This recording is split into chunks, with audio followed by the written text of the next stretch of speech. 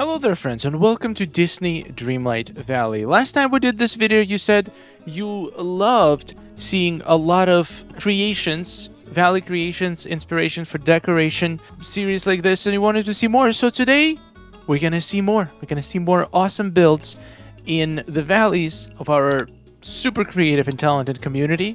Subscribe if you're enjoying it and let's dive right into it. Starting with Peanut Butter Quacker. I absolutely love this. My boyfriend and I played DDLV together with his kids. This isn't the only game we played together. I surprised him with his tiny D&D build in the bind.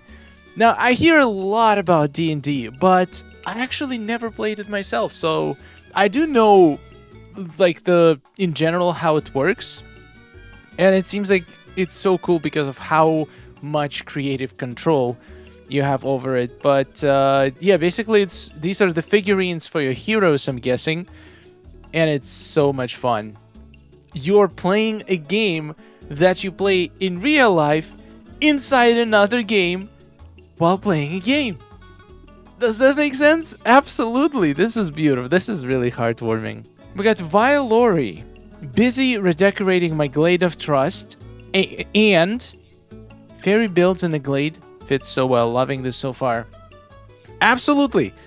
I've seen so many people use the pixie items, the pixie hollow items inside the Glade of Trust, and it almost feels like these items were made for Glade. I keep saying pixie hollow. It's Pixie Acres, isn't it? I don't know why, but it should have been named Pixie Hollow. In any case, it seems like those items were made to fit in the Glade of Trust so well, and to be used in the Glade of Trust. So this is even not the last Pixie Glade of Trust we're gonna see today. It looks incredible. If I were to redo my Glade of Trust now, which I won't because that's a lot of work, but if you are thinking what to do in your Glade of Trust, these items just look so good in there. So this is a great idea. We got Lily Alex, Spring Floating Island. I have a full decorated valley. Part of Eternity Isle decorated, but I noticed that I have a lot of spring-themed houses and items. So I decided to do a whole floating isle of spring. I'm still working on it. It actually makes a lot of sense. Let's take a look.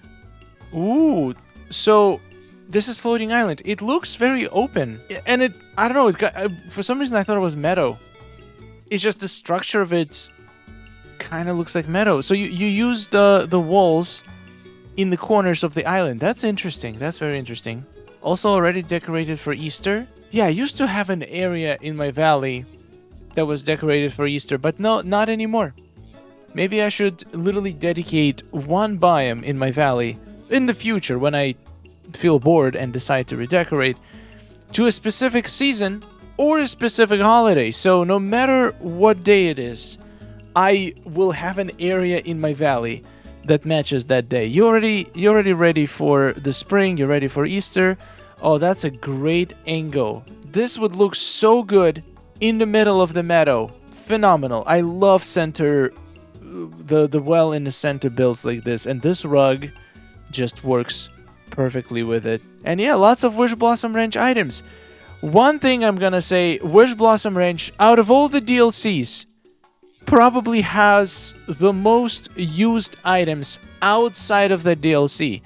Sure, we use some stuff from Eternity Isle, some stuff from Storybook Vale, but I feel like, once again, purely going off the feeling, it's not official stats, but let me know in the comments if you agree. I feel like most used items out of all the DLCs in your main valley are Wishblossom Ranch items. If it's different for your valley, please let me know in the comments which DLC items you use the most on top of the base game items to decorate your valley. I think Wishblossom Ranch has to win because of mostly the amazing Pixie Acres items that just fit so well in so many places, and Wishblossom Ranch items that are also some of them are pretty neutral. Don't see a lot of Gulch items in the main valley though, but I think a lot of it would fit very nicely in Forgotten Lands. We got Pink Pony Club. Had so much fun decorating my peaceful meadow. It has easily become my favorite biome, the Lady in the Tramp section. Just looks so cute to me. Okay, so now we got a meadow, not a meadow island. Once again, beautiful centerpiece here. What is this little thing? Oh, this is a fountain tile. Okay. Okay, let's see where's the lady and the tramp in here. So far, I see a little bit of Mulan. The Santa in the middle. Interesting. Ooh, that is a cool way to separate the middle parts from the side parts. Meadow is such a good item to partition. You can easily split it up in 3 chunks, and each chunk could be something different. And the way you use the fairy tale trees to separate them, it's very creative. So the bigger chunk, the right chunk, or left, depending which one you're looking from, has Wally's truck. Very interesting. I'm realizing now that I don't really see Wally's truck used in a lot of builds for some reason. And a lot of people have their Toontowns in this area. This looks completely different. Wow, this is very unique design. Look at that. We have a big daddy truck and little baby truck. Some food. We got Rami here. This is very unique selection of buildings. That is nice. That is very different. And on the other side, we got Maui. No, we don't have Maui. We have Tony's restaurant. Basically, this whole area is just inspired by the Lady and the Tramp, which makes perfect sense. We have Lady's house, cottage, and then Lady in the Tramp's house. Actually, it's kind of cool to see them side by side. It's literally pretty much, they're almost identical, except it's just a smaller version of it. It's the same style, it's the same textures used, just on a different scale, which is very interesting. And I don't get this. Why do Lady and the Tramp get a tiny house that is scaled down, but Remy couldn't get a scaled down version of his restaurant? Come on. I'm still salty, I'm sorry. But yeah, this is great. This is a great looking meadow. Very cozy. Lady and the Tramp inspired. If you were... So let's say we get a lot of items with Pocahontas when she comes out. Which biome in Disney Dreamlight Valley do you think is going to fit her the best? Is it going to be a forest, or maybe it's going to be a beach, because a lot of the action was near the ocean? I would be very curious to know. Where do you think her home should be? I guess it's also going to depend on which kind of house we get for her. Angel finally finished decorating the Glade of Trust, so let's take a look at it. And I'm assuming it's going to have a lot of fairy stuff, which makes perfect sense. And it always does. Oh, yeah. These... The flower thingy, I forgot what it's called. Like, the one that we were fixing with the Snow White. The topiary, it looks so good. It's such a pretty item. Also, by the way, this is genius to put a little pixie dust on top of that rug. That is... Oh my god, that is so good. It looks like a glowing flower, especially in the darker and sunset. Ooh, I haven't seen a lot of people use the actual buildings from the Pixie Acres. This is nice. Yeah, these buildings do look nice. You can build entire settlements for fairies. And it looks great in Pixie Acres. I love to see it in the main valley as well. It looks really great, but I'm absolutely taken by these flowers. It's just such a unique and cool idea. Absolutely love it. Lots of mushrooms here too. Wow, what a unique Glade of Trust. Well done, Angel. Look at that. Oh my, that's a sick teleporter area. Absolutely beautiful. Now we got a plaza built by Luke ANV. I love my new build and I wanted to share. Alright, let's take a look at the little video tour. Ooh yeah, we got Pluto. Tony's restaurant. I haven't found a place for Tony's restaurant, but I think it will fit my plaza. But I'll have to replace some of the buildings. See, this is the problem with having too many house skins. If you have too many of a similar style, you're gonna have to pick and choose because they're just not gonna fit inside your one biome. No, but Tony Restaurant is way too iconic. I have to find a place for it in Plaza. Oh, this one has a little bit more of an old-fashioned style. Little old-fashioned town. market area. Oh, okay. This side is a little bit more sophisticated. I like that. I like that a lot. This is nice. We're getting these little mini valley tours, and we get to take in all of this inspiration in little bite-sized chunks. Very, very unique style. The way you weave the plants and the bushes, all of the foliage stuff with the city vibe, it just feels... This feels like a city I would absolutely love to live in. Incredible build, Luke and V. Thank you so much for the inspiration. Guys, before we continue, I want to make a quick announcement. Mr. Left Shark is going to host the finals of his game show, which is called Slay or Slade Season 1. And we're going to have a finale live on Twitch this Saturday at 6:30 p.m. Eastern Time. Absolutely check it out. The production of the show is insane.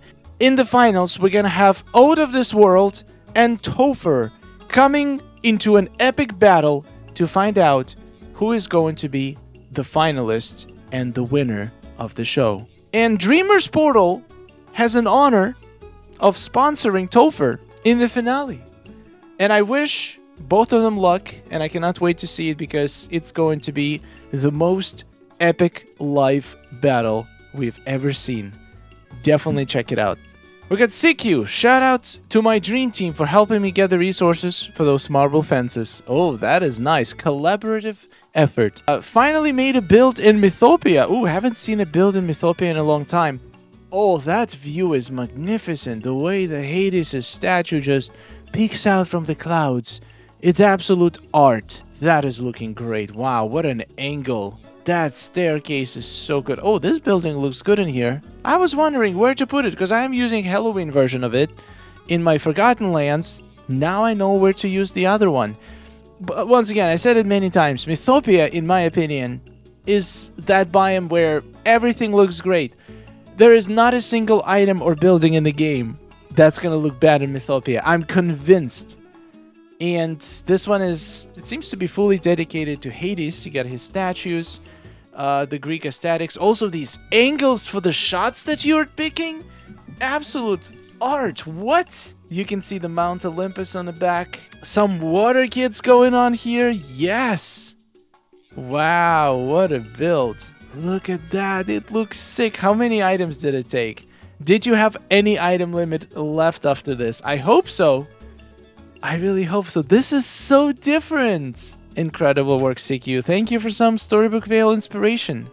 We don't see a lot of Storybook Vale builds lately. So I feel like most builds we have on floating islands. Then the main valley. Then I would say Wishblossom range. Mostly because it's probably the newest. That's why it gets the most builds.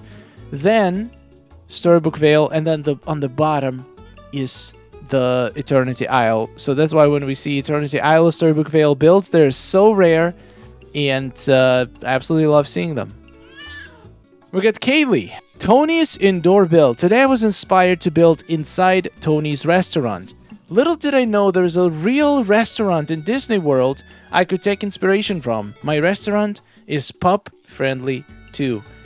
So there is actual Tony's restaurant. Okay, let's see.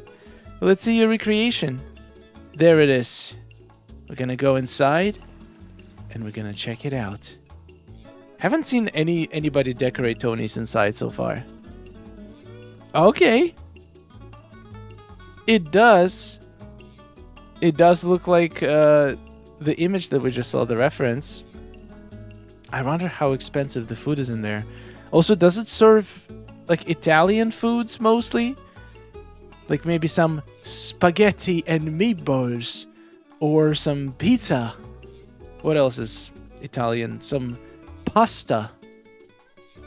Baguette. Wait, baguette is baguette French? I don't know. I think so. Oh yeah, there we go. There is some pizza. We got some fettuccine. Oh yeah. Oh, that is great. That looks like a fancy restaurant. Only 4 tables. That's how exclusive it is. I bet it's expensive, but it's probably worth it. An amazing build, Kaylee. Thank you so much for bringing Tony's Restaurant to Disney Dreamlight Valley. Oh my god, Victoria has made part 4 of her Library of Lore Hogwarts build. If you haven't seen my previous video, we had first 3 parts there, and now we got even more stuff. We got Potions Lab, and all of this is built inside the Library of Lore. That's absolutely incredible. That area is... This was the first time ever we could decorate inside like a building that was technically outside, but we can make it look like inside. In Eternity Isle, I feel like there's so many missed opportunities. There's so many areas. Like, for example, that's the little place where we come with Eve. I forgot what it's called, like behind the fountain. If we could decorate there, it would be so cool. There's so many little areas like this surrounding the, like all around the Eternity Isle, where I wish we could decorate, but we couldn't. But Game Loft allowed us to do it, starting at Storybook Vale, and that is beautiful. Look at that. We got a little potions classroom. How do you even have enough space in a library to make all of this happen? It's unbelievable. Now we just need Professor Snape standing on top of the cauldron. And a little owlery. Oh my god. Wait, how? What is this item? It's like a little podium. Wait, is that a real item? Like, both of these items together, that's like one item? I've never seen this before. Incredible, Victoria. Absolutely incredible. Now, I cannot shake the thought that I've seen this before. I think I've seen this on Reddit, but I don't think we've seen all of these images. I think I've only seen the first one. We have Tattletale. It's a cool early spring morning at the market. Get farm fresh fruits, veggies, and meats. Stop by Beast's greenhouse for the native blooms, and there are plenty of stalls to take a gander at. Thank you, Horrible Gaming, for some inspo for my market.